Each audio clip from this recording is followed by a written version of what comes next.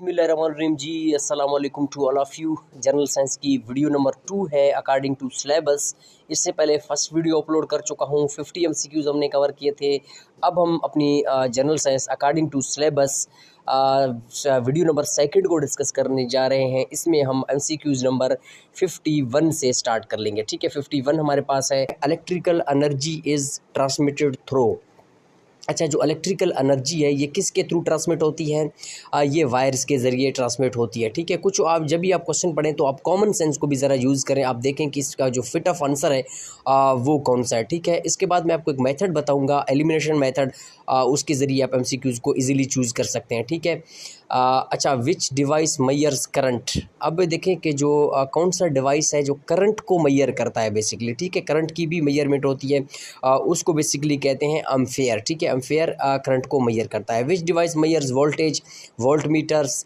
उसके बाद है जी safety device in an electric current is known as fuse. ठीक है, उसके बाद है bulb filament is made up of. अब ये जो आपके पास बल्ब है ये किस चीज़ से बने होते हैं जी? ये टंगस्टन से बने होते हैं। ठीक है, इसके अंदर एक फिलामेंट होती है, एक तार होती है, उसको टंगस्टन कहते हैं बेसिकली। इस चीज़ को आप अपने जहन में याद रखें। ठीक है, उसके बाद जी हमारे पास 56 एमसीक्यूज़ है। Protection from short circuit is provided by fuse. ये भी बड़ा सिंपल सवाल है। According to Ohm's law, Ohm's law के मुताबिक, अब ये भी इंपॉर्टेंट है, ओम्स लॉ के मुताबिक V is equal to, V जो है वो किसके इक्वल है? V हमारे पास IR के इक्वल है, not by I at the rate और R स्क्वायर, इसकी इक्वल नहीं है। ये किसकी इक्वल है? V is equal to IR के इक्वल है। ठीक है, इस बात को अपने जहन में याद रखें। यूनिट ऑफ रेजिस्टेंस क्या है? Unit of resistance is called ohm. ये आपके बहुत से एमसीक्यूज़ जो होते हैं, HEC के एमसीक्यूज़ हैं, उसमें से इस तरह के सवाल पूछे जाते हैं फिजिक्स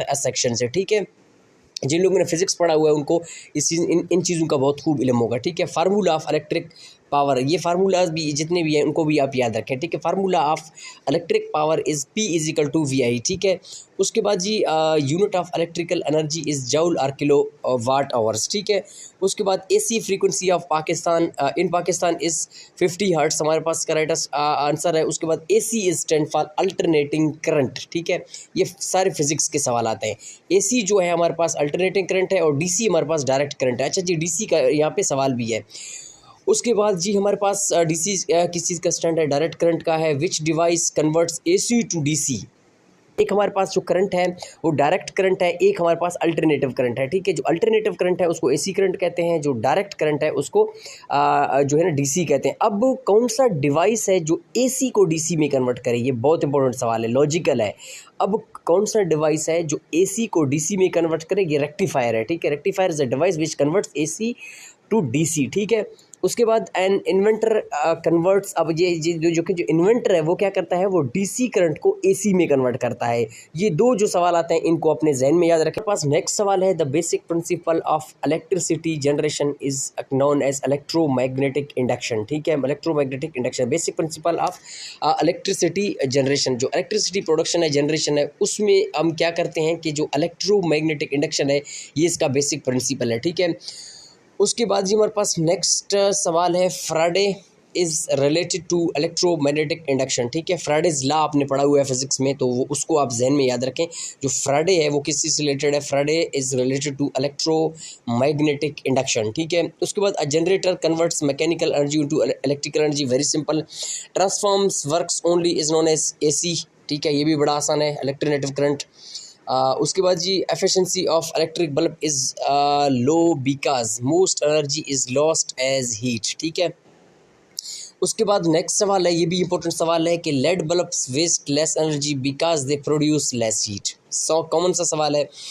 उसके बाद हमारे पास नेक्स्ट सवाल है सोलर पैनल के हवाले से कि solar panels are efficient because they convert light energy directly into electrical energy. ठीक है जी, जो सोलर पैनल्स होते हैं क्यों एफिशिएंट है हमारे पास? क्योंकि वो कन्वर्ट करते हैं लाइट को डायरेक्टली किस चीज़ में? इलेक्ट्रिसिटी में। ठीक है, उसके बाद best way to save electricity is used LED bulbs. ठीक है, इलेक्ट्रिसिटी को सेव करने का सबसे बेहतरीन वे क्या है? लेड बल्ब्स को यूज़ करना है। उसके बाद electric heaters converts electrical energy into thermal energy, भी सिंपल सवाल है। उसके बाद the unit used in electricity bills is known as kilowatts hours. ठीक है, उसके बाद नेक्स्ट सवाल है, which device is used to obtain solar energy. कौन सी डिवाइस है जो क्या करता है, use to obtain solar energy. इसका आसान सा सवाल है, आसान सा जवाब है सोलर पैनल्स। ठीक है, सोलर पैनल्स जो हैं वो क्या करते हैं, वो ऑब्टेन एनर्जी, सोलर एनर्जी है।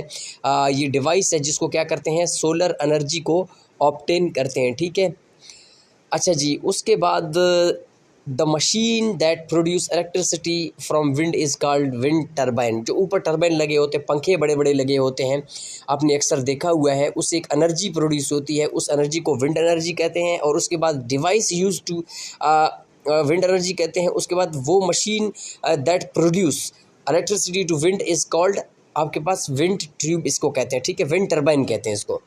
अच्छा जी, उसके बाद नेक्स्ट सवाल हमारे पास है, in a hydro power plant the turbine rotates due to. अब आप देखें कि इस सवाल में ये क्या कह रहे हैं, इन अ हाइड्रो पावर प्लांट, एक हाइड्रो पावर प्लांट जो होती है उसमें टर्बाइन जब रोटेट करता है तो क्या होता है, फ्लोइंग ऑफ वाटर है। ठीक है, फ्लोइंग ऑफ वाटर की वजह से क्या होता है, टर्बाइन रोटेट कर रहा होता है, जिससे इलेक्ट्रिसिटी प्रोड्यूस होती है। ठीक है, in a thermal power station which device converts water into steams, हमारे पास बॉयलर इसका राइट ऑप्शन है, boiler is a right option. ठीक है जी, उसके बाद क्वेश्चन नंबर 80 हमारे साथ है, in a thermal power plant the turbine is connected to a generator. ठीक है, जो टर्बाइन होती है वो किस चीज़ से कनेक्टेड होती है, वो कनेक्टेड होती है आपके पास जनरेटर से। ठीक है जी, उसके बाद हमारे पास नेक्स्ट सवाल है, fuel used in nuclear power plant uranium. ये भी बहुत इंपॉर्टेंट सवाल है। ठीक है, जो फ्यूल यूज़ होती है न्यूक्लियर प्लांट में उसको क्या कहते हैं, बेसिकली पावर प्लांट में यूज़ होती है उसको यूरेनियम कहते हैं। ठीक है,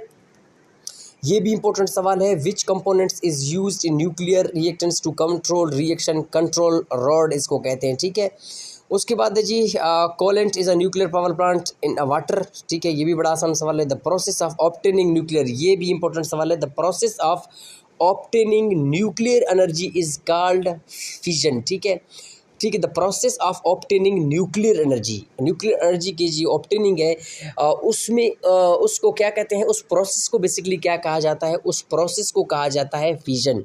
फिजन इज़ अ प्रोसेस, ठीक है, that obtain nuclear energy. The most expensive method of energy production is nuclear. ठीक है, न्यूक्लियर एनर्जी जो है ये बहुत ही एक्सपेंसिव मेथड है जिससे एनर्जी की जो प्रोडक्शन है वो होती है। इस बात को आप अपने जहन में याद रखें। उसके बाद है the cheapest method of energy is production is called hydro energy. ठीक है, पानी से जो एनर्जी प्रोड्यूस होती है ये बहुत ही चीपेस्ट और easy way to produce such kind of energy. ठीक है, उसके बाद Pakistan largest hydro power project is in Tarbela dam. ठीक है, उसके बाद है major natural gas resource of Pakistan located in Sui. जो मेजर नेचुरल रिसोर्सेज हैं पाकिस्तान के वो कहाँ पे हैं, वो जी सुई के इलाके में है। ठीक है, बलूचिस्तान में। उसके बाद Pakistan first nuclear power plant is located इन कराची। ये भी बहुत इंपॉर्टेंट सवाल है कि पाकिस्तान का फर्स्ट न्यूक्लियर जो पावर प्लांट है और वो किस जगह पे है, वो कराची में। ठीक है, Pakistan major wind power project is located in Jhimpir Sindh. ठीक है, जैमपुर सिंध में है। ठीक है, उसके बाद biogas plants are mostly used in, biogas जो आपके पास है ये एनिमल्स के गोबर वगैरह से बनती है, तो ये कहाँ पे मोस्टली यूज़ होता है, ये विलेजेस में होता है। ठीक है, उसके बाद है excessive use of energy increase environmental pollution. ठीक है, ज़्यादा जो एनर्जी की प्रोडक्शन है उसको यूज़ करना, ज़्यादा उसकी इंक्रीजमेंट जो है वो क्या काज करता है, वो इन्वायरमेंटल पोल्यूशन काज करता है। इस बात को अपने जहन में याद रखें। उसके बाद हमारे पास नेक्स्ट सवाल है, green house effect is caused by burning of fossil fuels. When we burn the fossil fuels that creates green house effect. ठीक है, इससे बहुत सारे इश्यूज होते हैं अर्थ के ऊपर। ठीक है, और इन्वायरमेंट के ऊपर भी अफेक्शंस होते हैं इसमें। उसके बाद जी हमारे पास नेक्स्ट सवाल है, an advantage of renewable energy is it doesn't get executed. ठीक है, उसके बाद नेक्स्ट सवाल है, disadvantages of non resourceable energy is called it can be excluded. उसके बाद नेक्स्ट सवाल हमारे पास है, a solution to energy crisis is to use of renewable sources. ठीक है, उसके बाद हमारे पास क्वेश्चन नंबर 97 है, अ solar cooker is used for cooking food. ठीक है, बड़ा आसान सवाल है। उसके बाद अ solar water heater is used for heating water. ये आसान सवाल है, इनको भी आप याद रखें। ठीक है, energy conversion mean proper use of energy. जब हम एनर्जी को प्रॉपर यूज़ करें उसको क्या कहते हैं, एनर्जी कन्वर्जन मीन। ठीक है, उसके बाद जी हमारे पास नेक्स्ट सवाल है, the best way source of future is solar energy. ठीक है, सोलर एनर्जी फ्यूचर का जो बेस्ट सोर्स है उसको माना जाता है। The basic unit that convert solar energy into electrical energy is called solar cell. ठीक है, जो सोलर के ऊपर छोटे छोटे सेल्स लगे होते हैं ये आपके पास क्या है, basic units of solar energy है। ठीक है, जो क्या करते हैं, सोलर एनर्जी को इलेक्ट्रिकल एनर्जी में कन्वर्ट करते हैं। उसके बाद हमारे पास नेक्स्ट सवाल है, solar cell is usually made up of silicon. ठीक है, सोलर सेल जो होते हैं, अच्छा वो जो सेल लगे होते हैं सोलर के प्लेट के ऊपर, वो किस चीज़ से बेसिकली बने होते हैं? वो सिलिकॉन से बने होते हैं, इस बात को याद रखें। ठीक है जी। The efficiency of solar panel depends on sunlight. उसके बाद नेक्स्ट सवाल है, in a wind turbine blades rotates due to wind. ठीक है, जो घूमते हैं वो किसकी वजह से? विंड की वजह से, हवा की वजह से घूमते हैं। विंड हमारे पास क्या है? विंड एक एनर्जी है।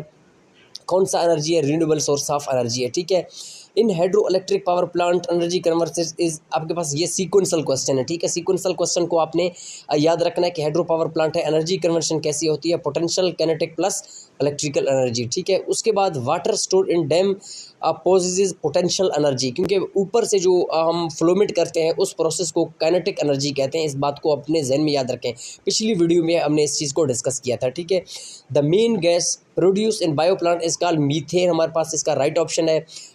मीथेन इसका हमारे पास राइट ऑप्शन है। उसके बाद which of the following is not the part of biogas energy, हमारे पास कोल है। उसके बाद है geothermal power plant is installed in hot region of the earth. ठीक है, उसके बाद हमारे पास नेक्स्ट सवाल है, geothermal energy is obtained from internal heat of earth. ठीक है, उसके बाद हमारे पास सवाल है जी, A fuel cells converts chemical energy to electrical energy. Very simple. Hydrofuel is considered as a thermal energy. ठीक है, थर्मल एनर्जी इसका राइट ऑप्शन है। उसके बाद हमारे पास लास्ट सवाल है, in a car engine petrol converts chemical into kinetic energy. बहुत सिंपल सवाल है ये। उसके बाद हमारे पास जो नेक्स्ट सवाल आता है उसको इंशाल्लाह हम अपनी नेक्स्ट वीडियो में 1 बाय 1 करके डिस्कस करेंगे। मिलते हैं जी थर्ड वीडियो में। ये सेकंड वीडियो है, फर्स्ट वीडियो आपने नहीं देखा, फर्स्ट वीडियो को देखें, उसके बाद सेकंड देखें, थर्ड इंशाल्लाह मैं कोशिश करूँगा कि कल अपलोड करूँ, और साथ साथ जितने भी MCQs हैं उसको हम बाय द कोर्स ऑफ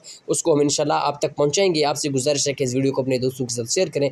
मिलते हैं नेक्स्ट वीडियो में, तब तक के लिए अल्लाह हाफ़िज़।